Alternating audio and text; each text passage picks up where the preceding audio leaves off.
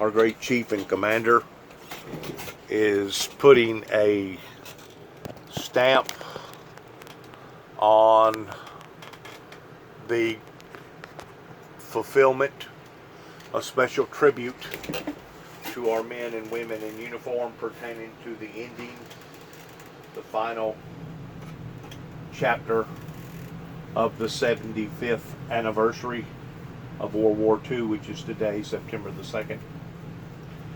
I spent a great deal of time in Wilmington, North Carolina.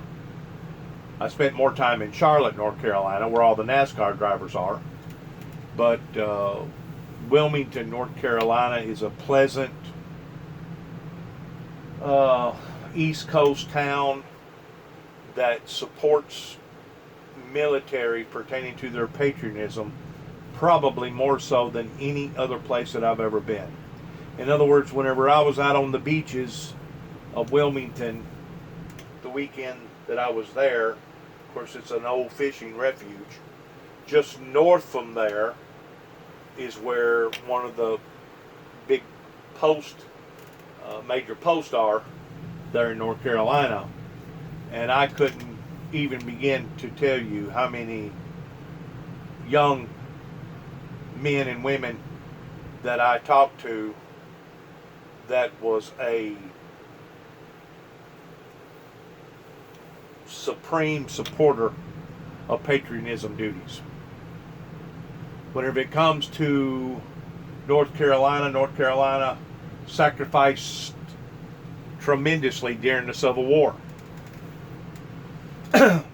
It wasn't the volunteer state, but it was North Carolina. North Carolina that bled red blood more so than any other colony during that time. So if you would please, let's pay attention to what our chief and commander is commemorating. I don't think I've pronounced the word right. In a special tribute in ending September the 2nd of the 75th anniversary, the ending of World War II, of so many lives that was sacrificed during that time. So many lives.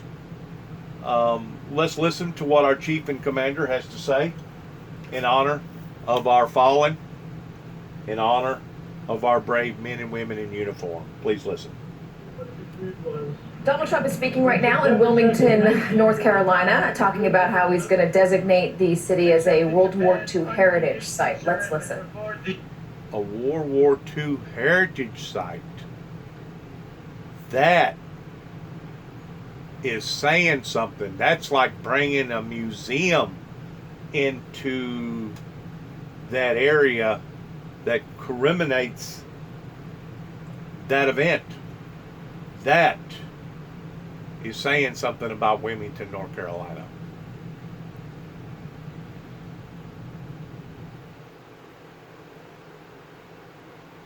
Wow.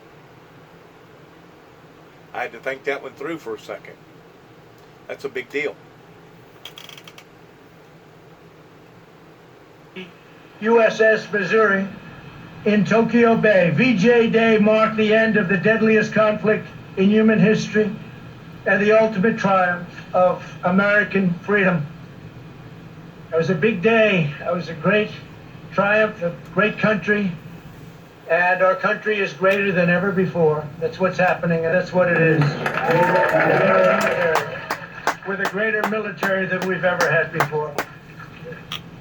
We're deeply moved to be joined this afternoon by World War II veterans, all of whom I've met, all of whom are tough. I don't want to mess around with any of them, I'll tell you right now. Whose blood, sweat, grit, courage, and unfailing devotion made that epic victory possible. These brave Americans raced into the fires of hell to vanquish tyranny, dethrone fascism, and defend the American way of life. You've earned the eternal and undying gratitude of all Americans, and that's why I'm here today. I wanted to be with you. You know what I'm talking about, don't you? We had a good time a little while ago, right? Over at the Oval Office, Congressional Medal of Honor. We're privileged to be joined as well by veterans from every generation, including a number of wounded warriors.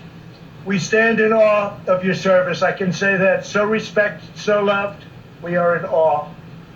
Joining us for this commemoration, our Secretary David Bernhardt. Secretary, where is David? Thank you, David, very much for being here. A great senator, a real friend of mine, a tremendous senator, actually, and he works very, very hard, and he loves the people of North Carolina. Senator Tom Tillis. Tom, thank you very much. And some warriors, they're in Congress, and they're tough and they're smart. Representatives David Rouser, Ted Budd, and Dan Bishop. Thank you, fellas. They are tough. But you're not as tough as these guys, I'll tell you right now, right? You're not as tough as them. There's no better place to mark this profound World War II anniversary than right here in Wilmington, North Carolina. The people of this city and this state, and its incredible state, and I want to thank you for being so nice to me. You've been very nice. Very, very nice. Every time we've asked for something, but I've been nice to you also, I have to say that. But you made the extraordinary contributions to the war effort. That's North Carolina made this extraordinary contribution, and so many. Nearly 2 million American servicemen trained for combat in North Carolina, more than any other state. Wow, that's pretty good, isn't it, huh? Who would know that? 2 million trained, more than any state. Over 360,000 service members from your state fought in the Second World War.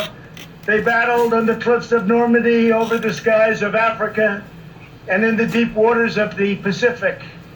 Over 11,000 North Carolina Patriots fought the enemy until their very last breath. You know what that means, right?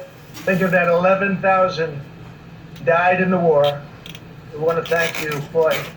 And we have family members here, by the way. That's them saying hello. In Wilmington, more than 20,000 workers of the North Carolina Shipbuilding Company poured out every ounce of their strength to build an astonishing 243 ships for the U.S. Navy. And it was the citizens of Wilmington who came together to say... How many ships? Back that up. ...the price... Back that up a little bit.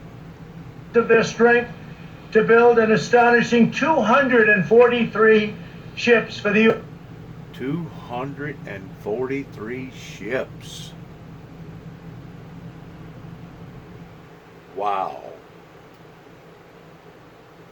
Tell me they wasn't going. They was blowing and going. U.S. Navy.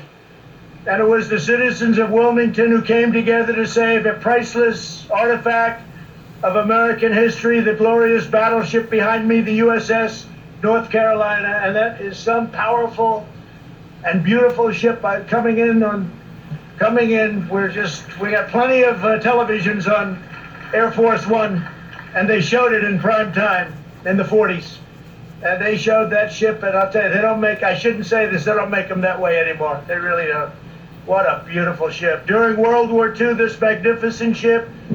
Look at that state of the art. That's incredible.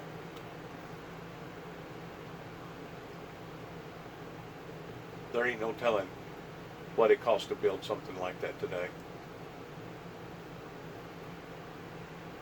Probably $200 million, $200 million plus dollars to build a boat like that. I mean, that thing's got everything in there. It's just like a city. Participated in many major naval offenses and in the Pacific Theater itself, including the Marshall Islands, Iwo Jima, and... I flowed North Carolina's flag while I was in North Carolina, especially out in the Wilmington area. And I was thanked by several different people on several different occasions by flying the North Carolina flag with the United States flag even though I had a Tennessee registered truck that had a Tennessee plate on the back of my truck, they would still walk up to me and shake my hand and tell me, man, we appreciate you doing what you're doing towards displaying our state flag. That's the type of people that are in North Carolina. They'll go out of their way to leave whatever that they had going on.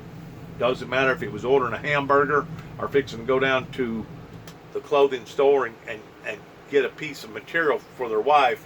They will stop what they're doing, come to you, and shake your hand and tell you how much they appreciate you doing what you're doing in a patriotic form.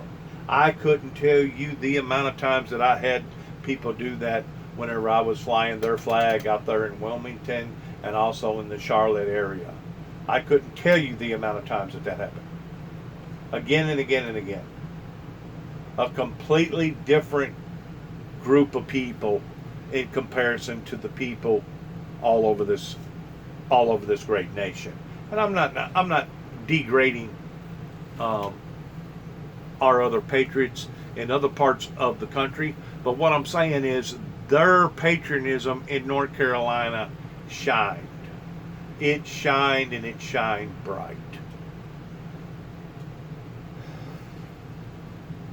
Including the Marshall Islands, Iwo Jima, and Okinawa, earning more battle stars than any other battleship. We're learning a lot today, right? Right. That's pretty good. Why are you clapping? You come from West Virginia, huh? He loves West Virginia, so do I, right? But we're clapping anyway, right? You better believe it. Thank you. After the war, the people of Wilmington organized a massive campaign to save this beautiful ship from the scrapyard. They preserved it as a memorial to the gallant deeds of American sailors, a monument to the American workers that built it, and an enduring symbol of American greatness. Now more than 200,000 people visit the site each year to learn the history and the heroism that defines our nation. This afternoon, my administration is formally recognizing the city's exceptional contributions to victory in the Second World War. It is my tremendous honor to officially designate Wilmington, North Carolina, as our nation's very first World War II heritage city. That's a big deal. Our nation's very first, Wilmington. Congratulations to you all. Wow. They probably just went from 200,000 visitors to 2 million visitors just because of this episode right here. Wow. That's really saying something right there. What an honor. What a great honor. And God is saluting you up there, I tell you. We may have to go a little quicker than I thought, right? With this designation, we proudly declare that in America, we don't tear down the past, we celebrate our heroes, we cherish our heritage, we preserve our history, and we build the future. This mighty vessel and this magnificent town will forever tell that story with this designation. So I want to just congratulate North Carolina and Wilmington. That's a fantastic thing. I want to thank Senator Tillis and Congressman Rouser. Stand up, please, in between the lightning bolts, for their work to make this day possible. Thank you, Tom. Thank you, fellas. Great job. And let me also thank retired Navy Captain Wilbur Jones, who has championed the cause of World War II heritage cities. Wilbur, thank you. Thank you, Wilbur. Great job. Great job. So, Wilbur, you know a lot of people wanted this, right? So you are just a tough cookie. You got it. Number one in the nation. I want to thank Wilbur. That's great. I also want to recognize several of the heroes who saved American freedom. And I've known some of them since I've been in office. I've seen them. And there they are. Here today is my good friend who I just left, and he was in the Oval Office with me at the White House, Woody Williams. 75 years ago, Woody showed fearless courage as a Marine in the Battle of Iwo Jima. You are amazing. I promised him I would not tell that he's 97 years old. I promise. I'll tell you, he's 100% sharp. He's 100% sharp. I know a 78-year-old that's not so sharp, and he's 97, and he's 100%, because it has nothing to do with that. 78's young. Depends who's 78, that's all. He's not 97 years old and fought in World War II.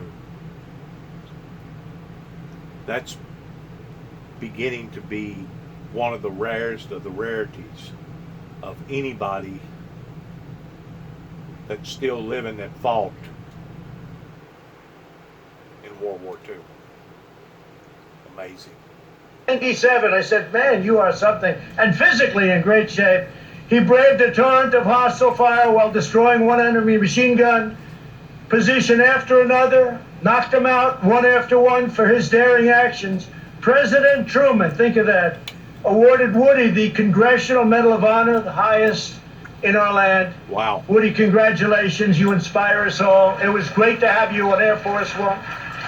I had promised him, maybe 2 years ago, I said, I'll take you on Air Force One. He came up.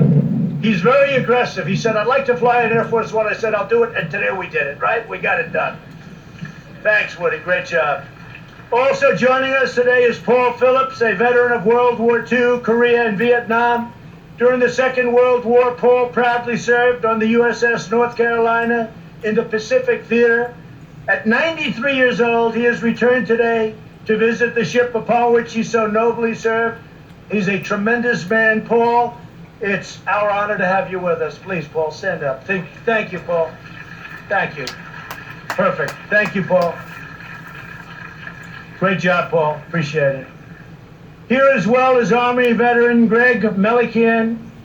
When Greg was 20 years old, he served as a radio operator in the headquarters of Supreme Allied Commander General Dwight D. Eisenhower. I'd love to have heard some of those conversations. Yeah. Much more interesting than today, right? 75 years ago, General Eisenhower directed Greg to broadcast around the world the long-awaited news that Germany had surrendered. Greg, your being here is very, very much appreciated. Thank you very much. It was a great honor meeting you before. Thank you very much.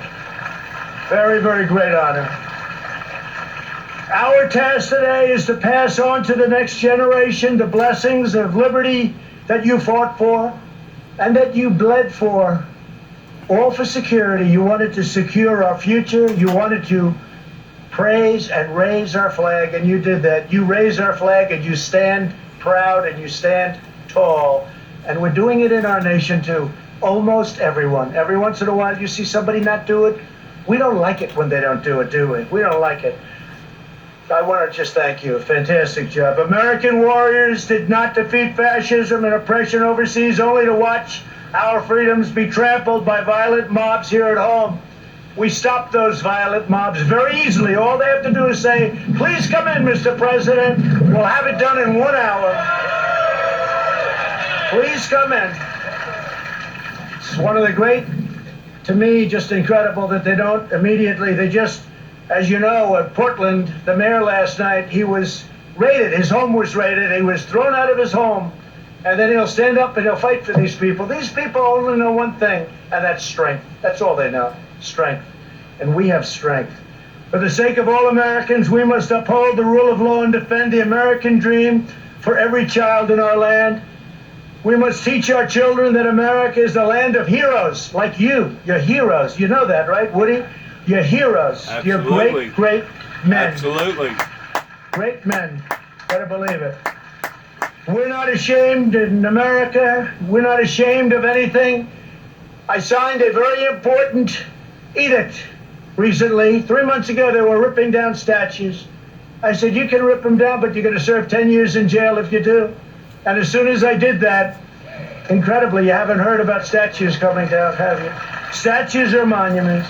But we're not ashamed of our country. We're proud of our country, prouder than we are of anything else. Our country is great, and we're going to keep it that way. We're going to keep our country great. Together, we will remember America's towering victories. We will recognize America's outstanding virtues, and we will pay tribute to the heroes who keep us safe, strong, proud, and free. And I also, in addition to our wonderful, brilliant military. I want to thank law enforcement, because the law enforcement, without them, we're not here today very well. They've done an incredible job, really an incredible job. And thank you again to the World War II veterans in attendance today. This is such a great tribute to North Carolina. We will never forget what you did for us. Your legacy is etched forever into the heart and soul of a grateful nation. And this spot is right now one of the most important military spots anywhere in the world. Congratulations to everybody, and thank you for making it come true. Thank you all very much. God bless you. God bless North Carolina, and God bless America. Thank you all very much. Thank you. Donald Trump wrapping up his speech in Wilmington, North Carolina, designating it a heritage city, a World War II heritage city.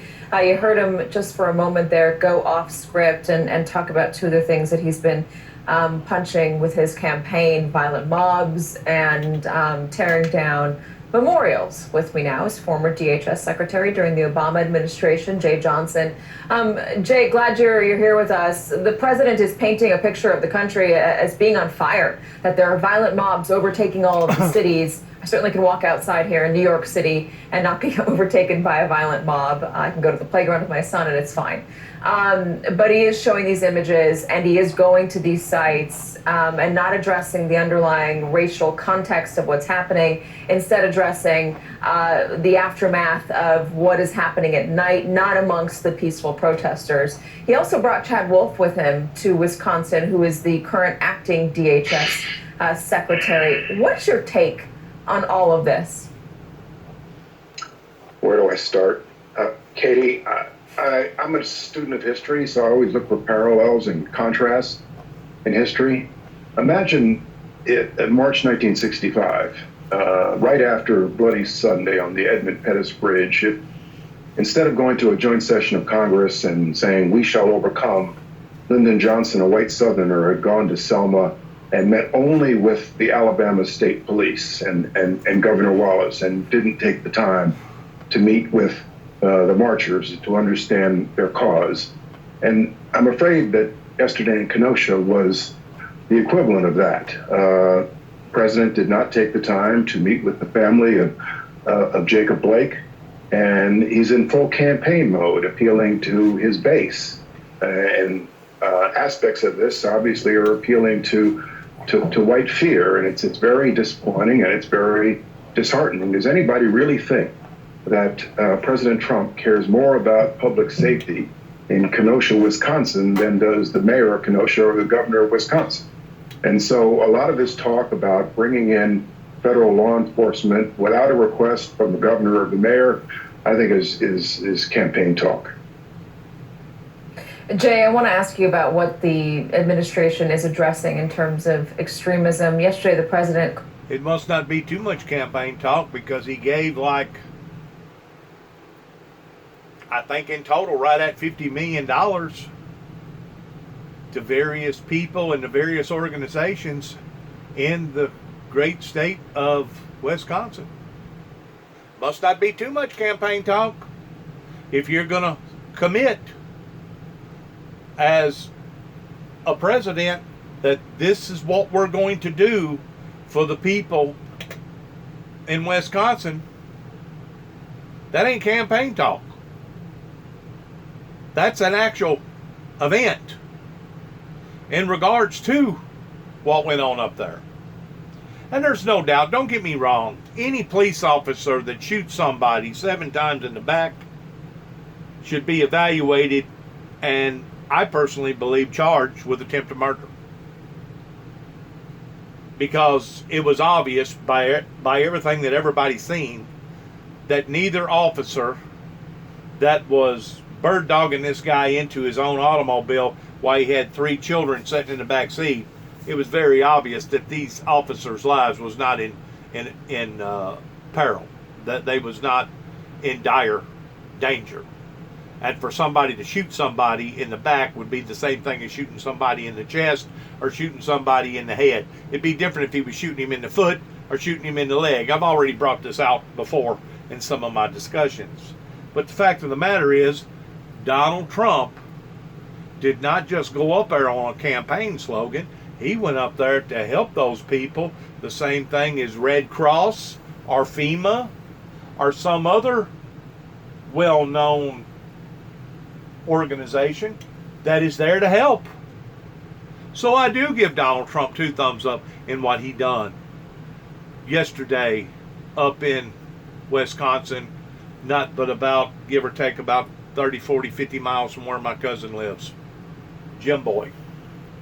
I do give the president 2 thumbs up for that. Called what's happening in Wisconsin domestic terror. The administration, though, is not addressing the. You know, I remember as a young child, and I'm talking about being a youngster, 5, 6 years old, before we ever moved from the Antioch district down to Tennessee. I remember that we used to go to a big hill somewhere over in the Wisconsin area to do our snow sledding in the wintertime. Had a blast. Had an absolute blast. And if I'm not mistaken, we also went to a lot of crash 'em up, burn 'em up derbies up in that area where a good bunch of people got together and just wanted to have a lot of fun. To be family oriented and not just in their lakes and their Grand Lake and their ponds, but also have a lot of fun in the wintertime pertaining to snow skiing and just doing outdoor activities. It was, from my remembrance of Wisconsin, other than it being kind of way up there. You know, whenever you get to Wisconsin, you're basically pretty close to Canada. It was a good group of people that lived up there. They wanted to cherish their traditions, and they was family oriented. Threat of white supremacy, and Elizabeth Newman, who was at DHS in this administration, quit over this. She said part of the problem was that the administration just wasn't taking it seriously. What is your take on what this administration is choosing to focus on, the threats it's choosing to focus on and says are imperiling our nation, and the threats it is not focusing on? Interesting question, Katie. There are dangerous strands to white nationalism. There are dangerous strands to those who are self-appointed militia. They can be heavily armed. We saw an example of this last week with a 17-year-old with an assault rifle. There are racist strands, obviously, to white nationalism, and there are anti-government strands to white nationalism. This was something we focused on in the last few years of the Obama administration. We've prevailed upon Congress to give us grants to deal with domestic extremism.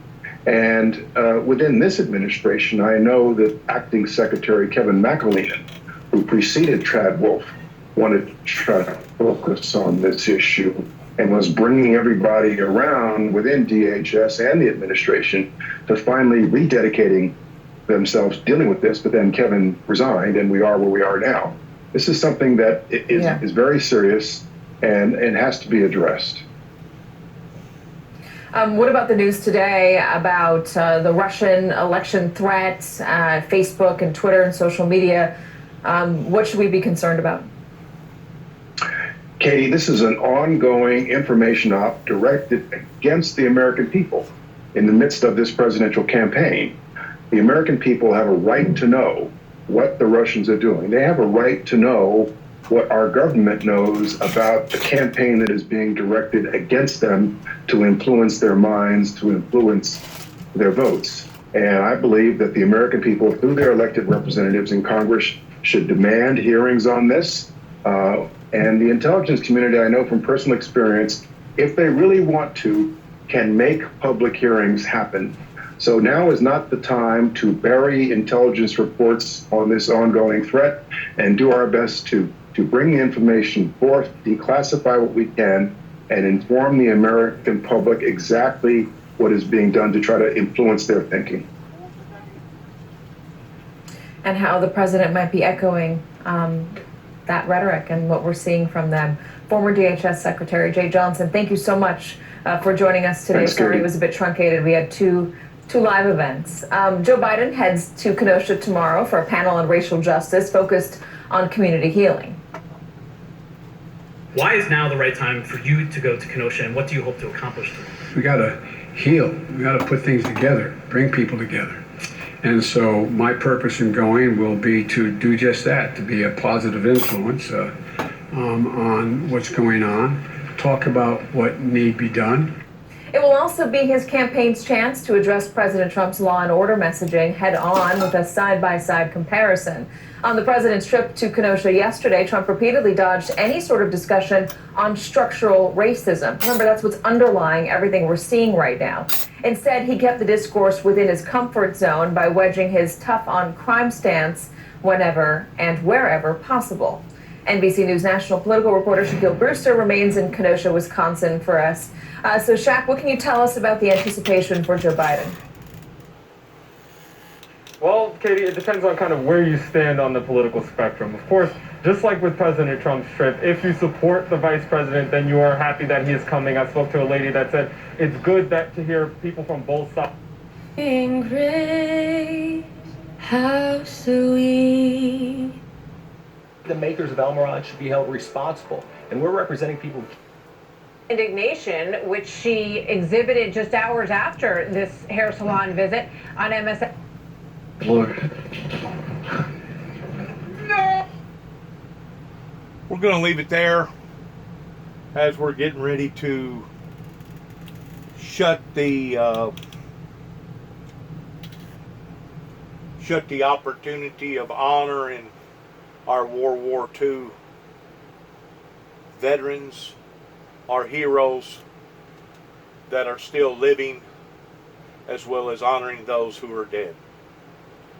As we're shutting the door on the opportunity of being able to say thank you. Thank you for your sacrifices. Thank you for that in which what you have been a part of in your patriotic duties towards fighting for our liberty and fighting for our freedoms. As we devote this particular September the 2nd, 2020 day in recognizing those who ultimately paid the ultimate sacrifice in what that they done. Good luck to all of us. Coming from the Windmill Ministries at 291 Thompson Road, Sharon, Tennessee, zip code 38255. And we hope and pray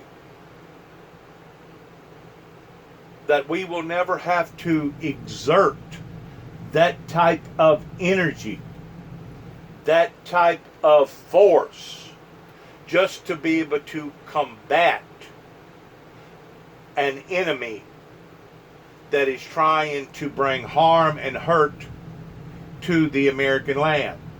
But I am committed, and I am convinced that if, and hopefully it won't never come to that, but if we ever have to do that again, I feel most assured that our young men and women today will stand back up in the same commitments towards opening up the door of opportunity to prove their stance as the older generations did pertaining to their patriotic commitment in doing that in which what is right and fair for our country. Good luck to all of us. And as we end, shalom. Shalom to the healing of all the nations throughout the world, not just here in America, but all over the planet. God bless our men and women in uniform. God bless America. And may God bless our endeavors in future advancements to come.